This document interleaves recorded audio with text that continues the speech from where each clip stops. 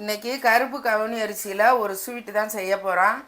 ஒரு கிளாஸ் கருப்பு கவுனி அரிசி எடுத்து நான் நைட்டே ஊற வச்சுருக்கேன். இது 8 மணி நேரம் ஊறணும். இப்போ இந்த ஊறின அரிசியை நம்ம குக்கரில் சேர்த்துக்குறோம். இந்த ஊற வச்ச தண்ணி அதையும் ஒரு கிளாஸ் இது சேர்த்துக்கணும். ஒரு டம்ளர் அரிசிக்கு நான் 4 டம்ளர் தண்ணி சேர்த்துக்கிறேன். ஏற்கனவே ஒரு டம்ளர் சேர்த்துட்டேன், மீதி 3 டம்ளர்.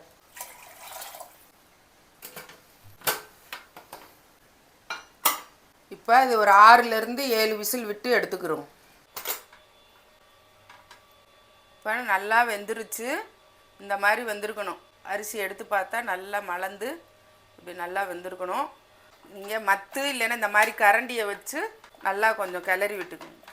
கிளறி விட்டுட்டு நான் இதுக்கு ஒரு கப்பு நாட்டு சர்க்கரை சேர்க்குறேன். செட்டிநாட்டு பக்கம்லாம் ஜீனி தான் சேர்ப்பாங்க. அது ஒரு டேஸ்ட்டு, இது ஒரு டேஸ்ட்டாக இருக்கும். நான் இன்றைக்கி நாட்டு சர்க்கரை சேர்க்குறேன். உங்களுக்கு வேணும்னா நீங்கள் ஜீனி இல்லைன்னா நாட்டு சர்க்கரை எது வேணாலும் சேர்த்துக்கலாம்.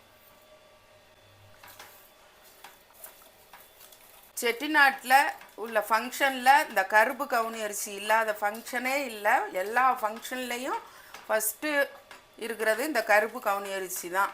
அவ்வளோ நல்லா இருக்கும்.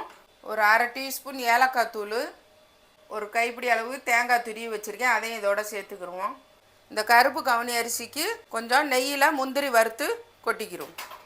2 ஸ்பூன் நெய் சேர்த்துக்கிறேன்.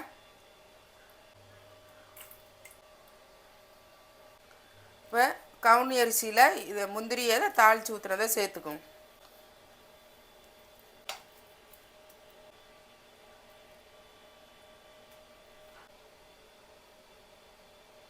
இந்த கருப்பு கவுனி அரிசியில் நிறைய நார் சத்துக்கள் இருக்குது. கொலஸ்ட்ராலுக்கு ரொம்ப நல்லது.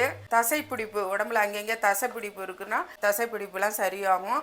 இதனுடைய நன்மைகள் சொன்னால் சொல்லிக்கிட்டே இருக்கலாம், அவ்வளோ நன்மைகள் இருக்குது. இந்த கருப்பு கவுனி அரிசியை இது மாதிரி நீங்களும் செஞ்சு சாப்பிட்டு பார்த்துட்டு எப்படி இருக்குன்னு கமெண்ட்டில் சொல்லுங்கள். இந்த வீடியோ பிடிச்சிருந்தா லைக் பண்ணுங்கள், ஷேர் பண்ணுங்கள். மறந்துடாமல் நம்ம சேனலை சப்ஸ்கிரைப் பண்ணிடுங்க.